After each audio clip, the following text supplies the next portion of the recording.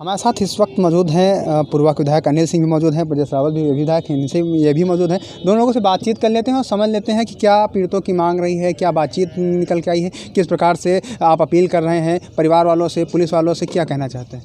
देखिए, पहली बात तो आप सबका बहुत धन्यवाद। आप लोगों ने जो यहाँ का सही था वो आपने दिखाया, और सबसे ज़्यादा तो आपने ही दिखाया कि परिवार को न्याय मिले।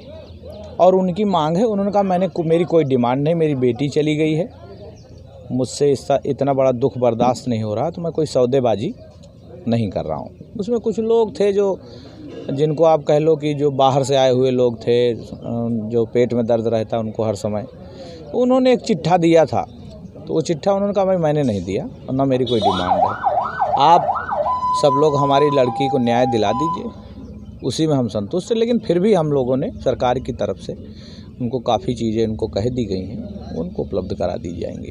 अब पिताजी से आप बातचीत हुई होगी, तो उस घटनाक्रम के बारे में आपसे क्या बातें साझा की? कई बार पूछा। बहुत ही सभ्य परिवार है, इनोसेंट परिवार है, जिसको कहते हैं कि एकदम वाकई में नीट एंड क्लीन। उन्होंने ये किसी का नाम नहीं, हमने पूछा कि कभी भी साल 2 साल पहले भी किसी ने लड़कियों के साथ छेड़छाड़ या कोई भी माहौल ऐसा गांव, क्योंकि ये गांव बहुत एकजुट है। पूर्वा विधानसभा में ज़्यादातर गांव ऐसे हैं जहां पूरा गांव का मामला गांव में हल किया जाता है, और यहां के सभी लोग हल करने में लगे थे। उन्होंने ये कहा कि कोई हमें दिक्कत नहीं है, परिवार के जो पिताजी ने भी था सब लोगों को। तो ब्रजेश रावत जी हैं, इनसे बातचीत कर लेते हैं। आपने भी परिवार से बाता होगा, दर्द साझा किया होगा, क्या कुछ बातें निकल कर आई हैं आपके माध्यम जानना चाहेंगे? मैं सर्वप्रथम मीडिया का और अपने ज़िले के समस्त अधिकारियों को धन्यवाद संप्रेषित करता हूं। पीड़ित परिवार से मैं परसों से लगातार उनके संपर्क में हूं, बातचीत हुई है। जो हमारे माननीय विधायक अनिल सिंह ने बताया है, वही बात उन्होंने हम लोगों से बताई कि हमारे परिवार को न्याय मिल जाए। फिर भी मैं अनिल सिंह को धन्यवाद देना चाहता हूं कि तीनों परिवारों को इन्होंने अपनी जेब से 50-50 हज़ार रुपये की आर्थिक मदद की है। और ऐसा अनिल सिंह और हम लोगों ने बात की तो गरीब परिवार है, तो अभी हम लोग ग्राम सभा की यहाँ ज़मीन पड़ी है। अनिल सिंह जी भी उत्सुक हैं, हमारे जिला अध्यक्ष राजकिशोर रावत जी भी। तो प्रशासन से हमारी बात तो अनिल सिंह की और सब लोगों को हो गई है। 1-1 बीघे पीड़ित परिवार को ग्राम सभा की ज़मीन का प्रस्ताव और पट्टा कर दिया जाएगा। और जो सरकार की योजनाएं हैं, आवास, शौचालय, जो भी वो राशन कार्ड, आयुष्मान भारत, जो भी उनको नीड होगी, अभी तक तो उन्होंने कोई ऐसी बात हम लोगों के सामने मांग की नहीं रखी है।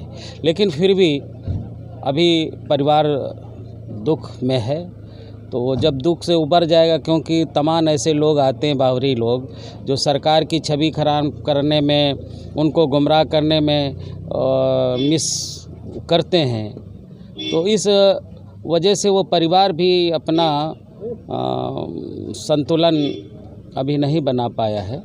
लेकिन फिर भी परिवार जो है हम लोगों के साथ है, और सरकार की हमारे मुख्यमंत्री जी भी इस पर नज़र रखे हैं। तो जो सरकार का होगा वो उनको पूरे परिवार को, तीनों परिवारों को लाभ देने का काम हमारी सरकार करेगी। जैसा कल देखा गया, लगातार सपा यहाँ पर अपना डेरा डाले हुए थे, अन्य पार्टियां भी डेरा डाली हुई थी, तो अब उन्होंने कल भी आरोप लगाया था कि पुलिस मिलने नहीं दे रही है, तमाम बातें लगाई, और उसके बाद फिर आज धरने पर बैठे हुए हैं। तो किस प्रकार से इसे देखते हैं? भाई साहब, आप मीडिया से जुड़े हैं, क्या किसी मीडिया को रोका गया या किसी राजनीतिक पार्टी को अभी तक रोका गया है?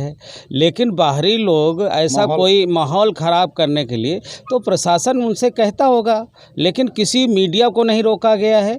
किसी राजनीतिक पार्टी के, कल भी सपा के काफ़ी लोग थे, पीड़ित परिवार से मिले हैं, ऐसा कोई हमारी समझ में नहीं आता है। और आप और गाँव के लोगों का भी थोड़ा दुखी परिवार के प्रति सहानुभूति है, और गांव के लोग कहते हैं कि बाहरी लोग काहे का बेवजह यहाँ लड़ाई झगड़ा हो जाए, हाँ, ये स्थित विस्फोटक बनाने का काम कर रहे हैं। तो गांव के लोग भी आक्रोशित हैं कि बाहरी लोग हमारे वहाँ ना आए।